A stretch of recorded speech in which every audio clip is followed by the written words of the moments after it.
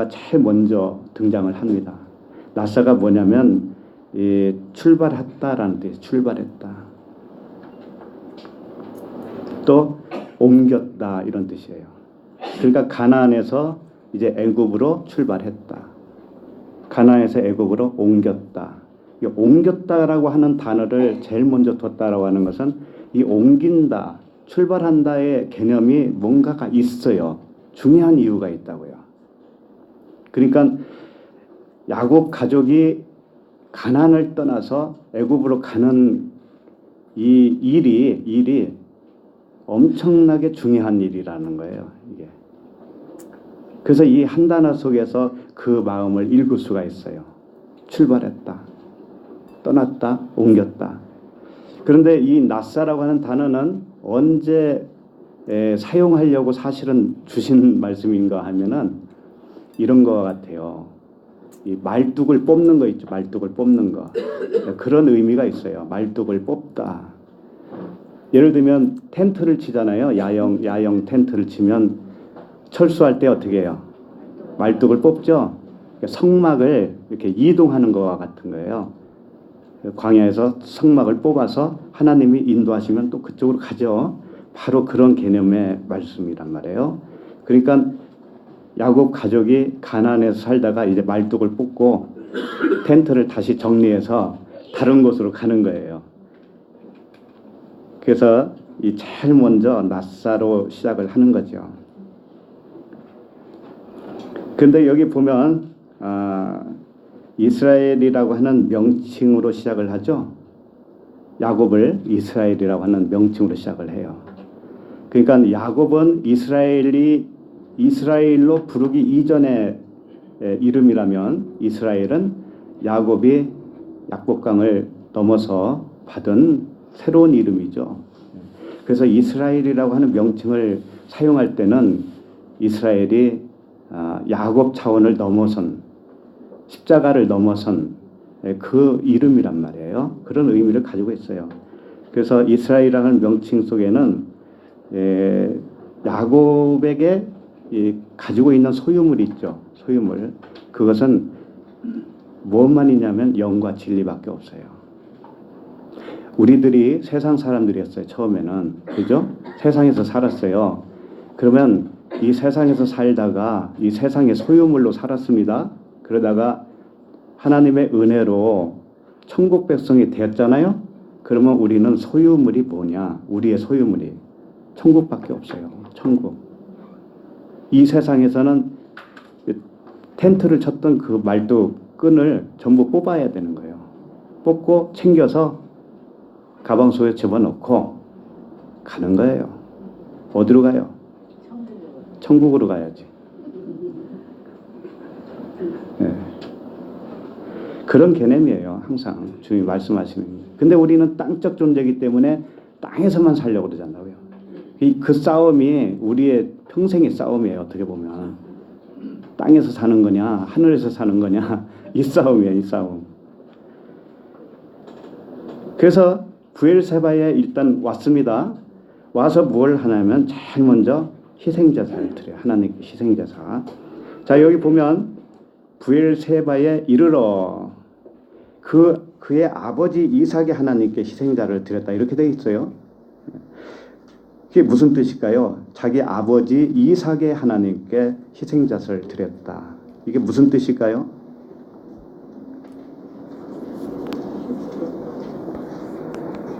이삭이 드렸던 그 희생제사와 같은 희생제사를 드린다. 이런 의미가 있을 것이고 이삭이 섬겼던 그 하나님, 동일한 하나님을 야곱이 지금 섬기고 있다. 이런 말씀이 되겠죠. 근데 그 하나님은 언약의 하나님이었어요. 아브라함과 이삭, 이 하나님은 언약의 하나님이시지 언약 밖의 하나님이 아니었다라는 것이죠. 그러니까 지금 이 이스라엘, 야곱도 동일한 하나님을 언약의 하나님으로 받아들이고 희생 제물을 드린다는 것이죠. 그래서 일단 가나안에서 애굽으로 내려가는다고 하는 의미는 뭐냐면은 이와 같아요. 모든 말씀은 등장인물은 누구에 대한 모형이죠? 예수 그리스도에 대한 모형이죠. 그러니까 가나안에서 애굽으로, 애굽이 세상이잖아요. 가나안이 하늘이라면 하늘에서 애굽으로 내려가는 거예요. 반대로 지금. 그래서 야곱은 이스라엘이 이미 되었어요. 그래서 빛이라고 그래. 그걸 빛이라고 할 수 있죠. 빛. 그렇죠? 이 빛이 첫째 날부터 지금 시작한다는 의미죠. 오늘 말씀이. 그러면 야곱은 빛이에요. 빛으로 첫째 날부터 시작을 해요. 근데 어디로 그 빛이 어디로 들어가냐면은 애굽으로 들어가요. 애굽으로. 그러니까 이 야곱의 입장에서 첫째 날이 아니고 뭔가 야곱을 통해서 큰 민족이 이루어진다고 그랬잖아요. 그 큰 민족이 태동을 하는 첫째 날이란 말이에요, 사실은. 그러니까 무슨 말씀과 같으냐면 가나안에서 애굽으로 내려간다고 하는 의미는 하나님이 가나안이잖아요. 가나안에 계신 하나님이 이 세상에 내려온 것과도 같아요. 이 세상. 이 세상이 뭐예요? 애굽이죠, 애굽. 그러니까 하나님이 빛이신데 이 어둠이라고 하는 곳에 내려오신 것과도 같은 의미를 지금 상징으로 보여주고 있다라는 것이죠. 그래서 자기 백성을 구원하시려고 이 땅에 내려오신 예수 그리스도를 의미하는 것이에요. 그래서 야곱을 통해서 이스라엘을 통해서 이제는 그 후손들이 큰 민족을 이루게 되는 것이죠. 그리고 나서 400년 후에 애굽에서 나오시죠. 나오는 것을 통해서 자기 백성을 구원하는 그런 모습을 보여주시는 거예요. 자, 그러면 말씀을 좀 한 군데 봐야죠. 제가 뻥쳤는지. 마태복음 2장 13절이에요. 한번 읽어볼까요? 그들이 떠난 후에 주의 사자가 요셉에게 현몽하여 이르되 헤롯이 아기를 찾아 죽이려 하니 일어나 아기와 그의 어머니를 데리고 애굽으로 피하여 내가 내게 이르기까지 거기 있으라 하시니. 자, 일단 누구를 피해서 애굽으로 가는 거죠? 주님이 헤롯을. 그러니까 주님도 애굽으로 피신한 적이 있었다라는 것이죠. 네, 그 다음에 14절 요셉이 일어나서 밤에 아기와 그의 어머니를 데리고 애굽으로 떠나가. 15절 헤롯이 죽기까지 거기 있었으니 이는 주께서 선지자를 통하여 말씀하신 바 애굽으로부터 내 아들을 불렀다 함을 이루려 하십니다. 네. 이 애굽으로부터 자기 아들을 부르기 위해서 주님을 애굽으로 보내요. 그러니까 이것은 구원의 원리예요. 원리. 예수 그리스도께서 이 땅에 오셨는데 그분은 하나님이시기 때문에 이런 일을 할 필요도 없어요. 애굽으로 피신하고 이런 수고를 하실 필요가 없는 거예요. 그런데 왜 그렇게 하시느냐면은 우리에게 구원의 서정을 가르쳐주기 위해서예요. 이렇게 구원하는 것이야. 그러니까 애굽으로부터 아들을 불렀다라고 하는 것은 구원의 방식이에요. 그러니까 우리가 아들로 부름을 받으려면 어디서 부름을 받는 것이죠? 애굽. 그러니까 반드시 애굽으로 가야 된다는 거예요. 그죠? 그것을 주님을 통해서 보여주었고 지금 이스라엘 야곱을 통해서 그 일을 보여주고 있어요. 우리에게. 애굽으로 가야만이 거기서 구원이야 라는 것을 보여주는 거예요. 그래서 야곱과 이스라엘 백성을 애굽에서 부르는 구원의 원리를 보여주는 것이 오늘 말씀이시고 그 다음에 주님이 이 땅에 오신 이유와 그 목적을 설명해 주는 말씀이에요. 그래서 우리들이 하나님의 아들로 부름을 받죠. 그러면 언제 부름을 받는가 하면은 내가 애굽이구나라는 걸 깨달을 때예요. 우리 자신들이 애굽에 있었구나라는 것을 모르면 그건 구원 받을 수가 없어요. 그러니까 주님이 그걸 깨닫게 해주셔서 반드시 네가 애굽 사람이잖아. 세상 사람이지. 세상에 애굽의 법으로 살았지. 거기서 구원받는 것이 구원인 거야. 이걸 가르쳐주는 거예요. 자, 그걸 모르면 계속 애굽에서 하던 일만 하게 되어 있어요. 애굽에서 하던 모습으로 살게 되어 있어요. 그리고 자기는 구원받았다고 착각을 해요. 착각을 한다고요. 주님이 그런 거예요. 오해하였도다. 하나님을 오해하였도다. 그것도 크게 오해하였도다. 이런 말씀을 하시는 거예요. 그래서 이 야곱은 이스라엘이라고 하는 이름을 받았죠. 지금 이제 하나님이 성육신 한 것 같은 그 모습을 야곱이 하고 있는 거예요. 그래서 브엘세바에 도착하자마자 뭘 하냐면 희생제사를 드려요. 희생제사. 희생제사라고 하는 뜻이 뭘까요? 희생제사. 희생제사는 짐승을 죽이는 거예요. 짐승을 죽여서 드리는 거죠. 짐승을 죽이는 거예요. 짐승이 누굽니까? 네, 금방 나오네. 나예요, 나. 그러니까 희생제사라는 것은 나를 죽이는 것이 희생제사예요. 그럼 내가 나를 죽일 수 있나요? 절대 못 죽입니다. 진리를 모르면 내가 나를 죽였다고 말한다고 해도 그건 죽인 게 아니에요. 성질을 조금 죽였을 수는 있죠. 성질을. 그런 의미가 아니란 말이에요. 제사의 참 의미를 좀 알아보도록 해요. 제사의 참 의미. 로마서 12장 1절. 읽어볼까요? 그러므로 형제들아 내가 하나님의 모든 자비하심으로 너희를 권하노니 너희 몸을 하나님이 기뻐하시는 거룩한 산 제물로 드리라. 이는 너희가 드릴 영적 예배니라. 여기 보면 산 제물로 드리라고 그랬어요. 자기 몸을 산 제물로. 자, 그러면 산 제물로 드리라고 하는 말씀 이면에는 죽은 제물도 있다라는 의미가 되겠죠. 죽은 제물.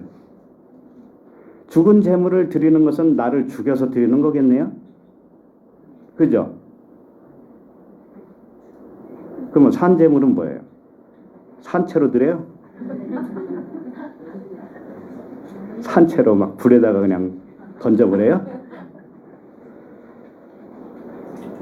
이 산 제물은 우리 몸이라는 거예요. 우리 몸을, 너희 몸을 산 제물로 드리라고 그랬단 말이에요. 이게 무슨 뜻이냐면 예수 그리스도를 잘 생각해 보면 알아요. 우리 주님이 산 제물로 드렸을까요? 죽은 제물로 드렸을까요? 산 제물. 자, 그런데 산 제물로 자신을 드린 겁니다. 분명히. 그런데 자신이 십자가에 죽어야 안 죽어요? 죽죠. 그러면 어떻게 보면 죽은 제물을 드렸다고 생각하기 쉽잖아요. 그죠? 그래서 산 제물을 드린다고 하는 의미는 나 자신이 죽었다라는 것을 안 사람만 드릴 수 있어요. 주님이 자신을 십자가에 스스로 간 거예요. 스스로 자신이. 그러면 그분은 뭔가 알아서 그랬을 거 아니에요. 모르면 십자가에 그분이 스스로 갈 수 있나요? 절대 못 갑니다. 그럼 우리도 마찬가지예요.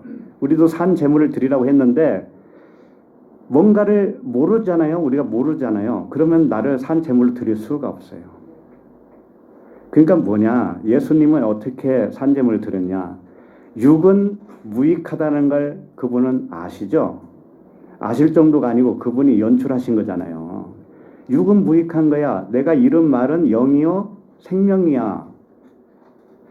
육을 말한 게 아니야. 그러니까 육은 이렇게 죽어야 되는 거야 라는 것을 보여준 것이죠. 십자가를 통해서. 그죠? 그러니까 그분은 전부 다 아시죠. 아시기 때문에 십자가로 갈 수 있었죠. 자, 그럼 우리는 어떻게 해야 돼요? 우리도 진리를 알아야 돼요. 그 육이 왜 죽어야 되는가를 당위성을 알아야 돼요. 그죠? 아는 것이 뭐냐면 산제물을 드린 거예요. 진리가 들어와서 진리가 뭐라고 했어요? 못이라고 그랬죠. 못. 예, 진리가 딱 들어오면 나를 못 박아버린다고요. 나를. 그러면 내가 어떻게 알게 되냐면 이 육은 죽어야 되는 것이 마땅하네. 이미 내가 죽어 있는 것이었는데 살았다고 생각을 했구나. 이렇게 생각을 하게 되는 거예요. 육을 이 살덩어리를 육이라고 생각하시면 안 돼요. 하나님이 말씀하시는 육은 살덩어리도 육은 육인데 그 살덩어리에 속한 생각을 말하는 거예요. 생각. 육신의 생각. 이게 육이라고 그러는 거예요. 이걸 사륵스라고 그래요. 이 사륵스, 육체와 함께 정욕과 탐심을 십자가에 못 박았느냐 그러죠.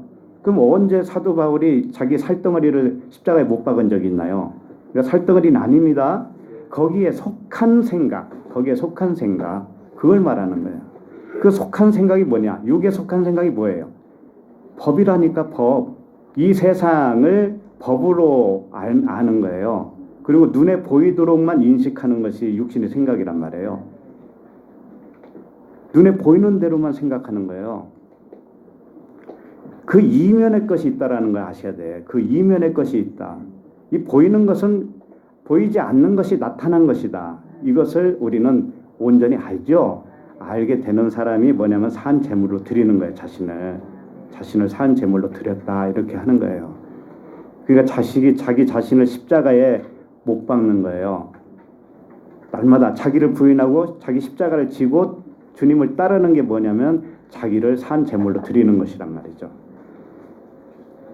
그래서 지금 야곱이 이스라엘이죠. 이스라엘이 희생 제사를 드렸어요. 그럼 뭘 드렸다는 것이 될까요? 그렇지. 자기 몸을 산 제물로 드렸을 거 아닙니까? 이스라엘은 진리를 깨달은 사람이니까 온전하게 진리 안에 들어온 사람이기 때문에 진짜 동물을 잡아서 이렇게 드렸을 것 같아요? 그런 거 없어요. 그런 게 아니라고요. 그래서 진리를 밝히 깨닫게 되면 자기 자신이 영과 진리를 몰랐었던 짐승이었구나 이렇게 고백이 나와요. 내 자신이 짐승이 맞았구나 이 고백이 나와요. 그 고백이 나오기 전까지는 어떻게 하냐면 내 고집으로 살아요. 내 고집으로 산다고요. 아 이게 아니잖아 저게 아니잖아 이런다니까 항상. 내 고집 내 법. 네. 그렇게 살아요. 그래서 자기 자신을 보라는 거예요. 주님이 왜 그걸 빨리 안 걷어가 주는지 알아요? 그걸 볼 때까지 보게 만들어요. 너 짐승 맞잖아 라는 것을 계속 보여주는 거예요. 그래서 짐승이 맞네요. 지긋지긋하네요. 왜 이렇게 나는 그렇게 만족하지 못하고 살아야 되죠? 자기 자신을 들여다보는 겁니다. 그랬을 때 짐승이죠? 요게 산 제물을 드리는 거예요. 그러면 짐승이 있어야 돼요? 없어야 돼요? 있어야 돼요. 짐승은 항상 있는 거예요. 내가 짐승으로 항상 있다니까요. 그걸 가시라고 그래, 가시. 가시를 왜 남겼습니까? 하나님 그러는 거잖아요. 네 은혜가 좋게. 왜? 네가 짐승인 줄 알아야 되잖아, 항상. 그래야 십자가를 항상 지지. 그러면은 무엇을 자랑하게 되냐면 자기 약한 것만 자랑하게 되어 있어요. 자기 약한 거. 자기 약함을 자랑하는 거예요, 우리는. 그러면 강한 대신에 하나님이 나를 이끌어 가셔요. 네. 그러므로 이스라엘 야곱이 그의 아버지 이삭에게 하나님께 희생자사를 드렸다라고 하는 것은 자기 아버지 이삭도 이와 같이 진리의 제사를 드렸다. 그 하나님은 언약의 하나님이었다. 이것을 자기도 똑같이 깨닫고 똑같은 자기 몸을 산 제물로 드리는 거예요. 이렇게. 그래서 예배하는 자는 영과 진리로 드릴지니 그랬잖아요. 영과 진리로 드리는 것이지 육의 생각으로 드리는 게 아니야. 육의 생각으로 왔다가 영과 진리로 바꿔먹는 거, 바꿔지는 거예요. 우리가. 그래서 예배라는 게 필요한 거예요. 자, 그러면 2절을 다 함께 읽겠습니다. 시작. 그 밤에 하나님이 이상 중에 이스라엘에게 나타나 이르시되 야곱아 야곱아 하시는지라